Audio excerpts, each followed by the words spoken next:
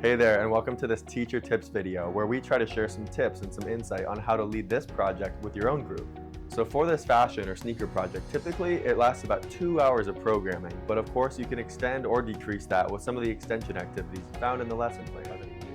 And fast forwarding a couple minutes, the goal at the end of this video is to get you as confident as possible going into the project.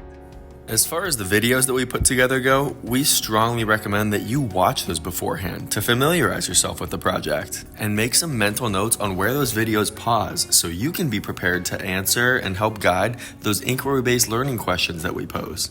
And when those videos are all done, we recommend that you display the gallery section of the project page onto the projector or screen so the kids can reference those while building. Another option is to head on over to the Resources tab and either put the step-by-step sheet up, because we know we go through a lot of information in the videos, or just plain and simple, leave the example up there for them to reference. The very first and probably most important tip that we can share is along the pattern making side of things. We do our best to emphasize it in the videos, but please reiterate to the students that it's always best to cut a little bit longer versus shorter, because it takes a little bit of practicing, and like we say in the videos, you can always trim it down, but you cannot add material to it. It's not so easy turning that 2D fabric into the 3D design, so it's always nice to have that insurance. And speaking of that fabric, the more tense it is, the easier it will cut. For example, if this is your fabric, give it a little pull, and just like holiday wrapping paper, for example, it'll cut nice and easy if there's a little bit of tension on it. And on the topic of cutting things, cardboard, for example, is not so easy to cut, but it does serve as a great base for us. So just encourage your kids to take it a little bit at a time, and as the teacher, feel free to step in if need be.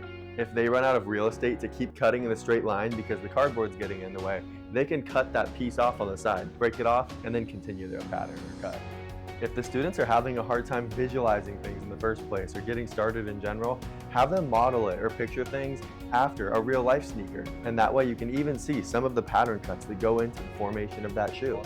And like all Sticks projects, we leave so much room for creativity and that open-ended nature of the activities. We show them in the video to curve it around your foot like this, but if they would rather take it one half of the sneaker at a time so they don't have to deal with wrapping things around, they're totally welcome to do that as well. The more creative they can be with things, the better, and it's always fun to walk around and ask them about their intentions and ideas behind the design. And speaking of the conversation happening throughout the project, and for the sake of keeping this an educational environment and for the sake of discussion, walk around and ask questions like, have you ever done something like this before? Do you understand the science behind this project? If they're struggling, probe them to remember what they learned about the materials and processes that help real-life engineers and designers. Do you have a favorite shoe brand, and what do you like about them? And what do you think about some of the technologies that will be a part of the future of shoes? Do they scare you? Do they excite you? When it comes to the materials for this project, I like to lay them out in the back or on the side of the classroom while those videos are playing.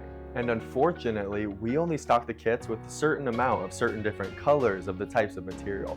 If you run into a situation where a student or different groups are arguing about who gets which color, just try to encourage them that you can always go over it with white and decorate or color it, and maybe give the student who doesn't get that color the opportunity to take first pick on the next type of materials that they're going to be wanting.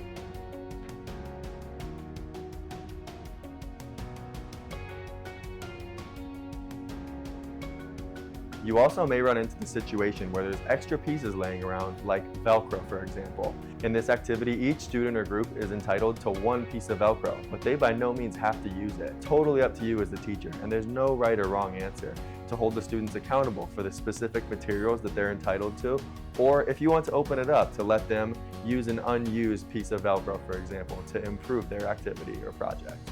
It 100% just depends on your goals for the activity, and if we're comfortable telling the students no, they need to stick with the original plan.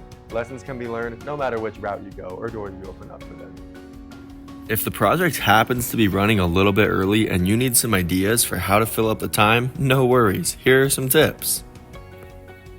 And the same thing goes for in case you're running late. Here are some ideas to speed up the process, but to still stay on task, but meet the objectives. In case this is applicable, please take any unused or recyclable items and put them back in the bin so we can reuse them at some point if we'd like for another STEM activity. On the topic of safety, not a ton here. Please just have the students working over newspaper and being respectful and mindful of the classroom and of the capabilities of the hot glue gun if they're using that. Since it's a shoe project, maybe just stray away and let them know not to kick people, but really not a ton of safety issues with this. So thank you so much for the time and the preparation for this activity. If you have any questions after checking this video and leading up to the project, please reach out. We want to do on our end everything we can to help make you feel comfortable and confident and to have this activity be a success for both you and your students. Have a great one, and we can't wait to see what the kids come up with.